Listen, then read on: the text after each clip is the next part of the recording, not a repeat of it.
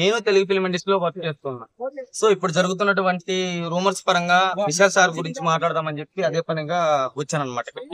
So ఆయన health issues అనేది అది ఫర్దర్ ప్రతి ఒక్క మనిషికి వస్తాయి, ప్రతి ఒక్కరికి వస్తుంది.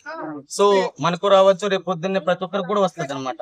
మనం చూసుకొని 1-2 సార్లు మనం ఆలోచన చేసుకుని మనం చేసుకోవాల్సిన విషయాలు అలా అని చెప్పి స్టార్టమ్ ఉన్న 6 feet ఉన్నటువంటి వ్యక్తి 6 pack మెయింటైన్ చేసిన వ్యక్తి ఈ పొద్దు ఆరోగ్యం బాగలేదు, అనారోగ్యంతో ఉన్నారని చెప్పి ఇలా మాట్లాడడం అంటే చాలా వరకు తప్పు.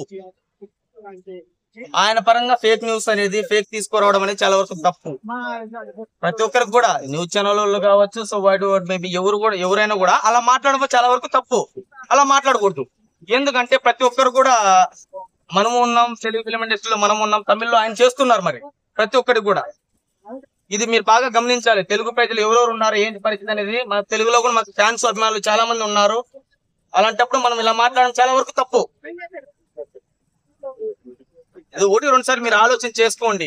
ఇలా రాయడం గానీ ఇలా చేయడం గానీ చాలా వరకు తప్పు. పైన నుంచి ప్రెజర్ ఉంటది, ఇది చాలా వరకు తప్పు.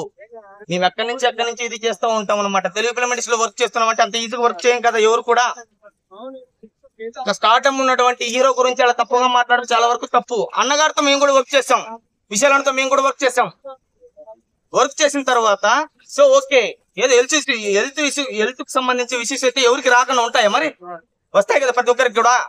అలా మాట్లాడడం, అలా ఫేక్ న్యూస్ రాయడం కానీ, సో ఇంకోటి వాట్ ఎవర్ సంథింగ్ ఏది కూడా రాయకూడదు. మీరు ఎవరెవరు పర్సనల్ ప్రాబ్లమ్స్ వాళ్ళకు ఉంటాయి, కానీ మనందరికి అభిమానమే. ప్రతి ఒక్క హీరో పరంగా యా ఇండస్ట్రీ పరంగా వచ్చినా మనకి ఎంత మటుకు ఎంత పెద్ద పేరు వచ్చినా కూడా మన ప్రతి ఒక్కరం కూడా అదే విధంగా మనం ఇది చేస్తాం, సపోర్ట్ చేయగలుగుతాం ప్రతి ఒక్కరం కూడా. సో అలా చేయడం చాలా వరకు తప్పు అని ఇప్పుడు మీరు అనుకుంటున్నారు. అలా రాయడం కరెక్టేనా? అలా రాయడం తప్పు కదా. ఆయనకి అది ప్రాబ్లము, ఇది ప్రాబ్లము, ఇది ఇట్లా పరిస్థితిని చాలా వరకు చాలా వల్గర్ గా మాట్లాడడం జరిగింది. అన్నగారి గురించి అలా తప్పుగా మాట్లాడకూడదు. ఎందుకంటే హెల్త్ ఇష్యూస్ అనేది ప్రతి ఒక్కరికి కూడా వస్తాయి. మీరు 1-2 సార్లు మీరు ఆలోచన చేసుకోండి. అభిమానులు కూడా 1-2 సార్లు మీరు తెలుసుకోండి. ఆయన ఎంతో మందికి సాయం చేశారు. సో అలానే మనం పట్టించుకోకుండా మనకు తెలుగు సంబంధించి మనం మాట్లాడుకోకుండా ఉంటే కరెక్ట్ కాదు కదా. అది తెలుగులో అభిమానులు ఉన్నారు, తమిళ్లో అభిమానులు ఉన్నారు ఆయనకి. సో మీరందరూ కూడా ఆయన గురించి ఫేక్ న్యూస్ రాయడం అనేది మానేసి మెయిన్ ప్రాబ్లం ఏంటి. సో ఆయనకి హెల్త్ ఇష్యూస్ ఉన్నాయి, వీళ్ళని తొందరలో రికవర్ అవుతారు. అన్నగారితో వర్క్ చేశాం కాబట్టి మాకు ఇది అనేది మాకు తెలుసు. పైనుంచి ప్రెజర్ వస్తుంది అనమాట. ఎక్కడి నుంచి వచ్చా నేను ఇక్కడ ఇది పరిస్థితి చెప్పాలా. రాయలసీమ గురించి మాట్లాడతాం. రాయలసీమ గురించి పేరు ఫ్యాక్షన్ మొత్తం బయట పెట్టింది. మొత్తం పందెం కోడి సినిమా నుంచి బయటకు వచ్చింది. పందెం కోడి నుంచి బయటకు వచ్చింది. మనకి తెలుసా ఇది పరిస్థితి అనేది. ఏ స్టేట్ ఎలా ఉంది, ఏంది పరిస్థితి అని చెప్పి మనకు తెలుస్తుందా? మనకు తెలియదు కదా. హెల్త్ బాగలేనప్పుడు బాగలేదని రాయడంలో ఓకే సార్, బాగలేదు, ఓకే, ఇట్ ఈస్ ఆయన ప్రాబ్లం. అది ఇంతకు ముందు మనకు యాక్టింగ్ చేయలేదా? మన పర్పస్ పరంగా ఏం చేయలేదు ఆయన? చెప్పండి. అసోసియేషన్ లో ఏం చేయకుండా సైలెంట్ గా ఉన్నారు ఆయన. విశాల్ గారు మాట చెప్పండి. మనం ఆ మాట మాట్లాడడం, మనం అట్లా చేయడం చాలా వరకు తప్పు.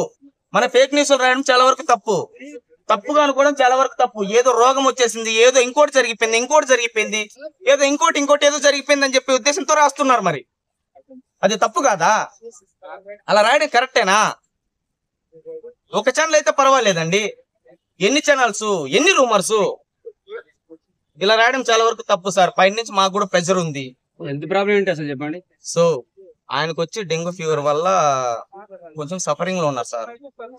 ఆల్మోస్ట్ రికవర్ అయిపోతారు. వీళ్ళని తొందరగా మనకు కూడా మరొక సినిమాలో మనకు కూడా ఆయన మంచిగానే కనపడతారు. ఇబ్బంది పడాల్సిన పని ఏం లేదు. ఆయన వీళ్ళని తొందరగా రికవరీ అవ్వాలని చెప్పి మనందరం కూడా కోరుకోవాలి. అలా ఇలా మాట్లాడడం, ఇలా చేయడం, లేకపోతే ఇంకోటి తీసుకొచ్చి పెట్టి అలా చేయడం చాలా వరకు తప్పు సార్. ఆయన చాలా మంచివారు, మంచి వ్యక్తి. సో 1-2 సార్లు మీరు అర్థం చేసుకోండి. ఏ సినిమా పరంగా అయినా కూడా, దేని పరంగా అయినా కూడా ఇప్పుడు మదగజరాజు ఆయన రావాల్సిన పని లేదు అక్కడికి.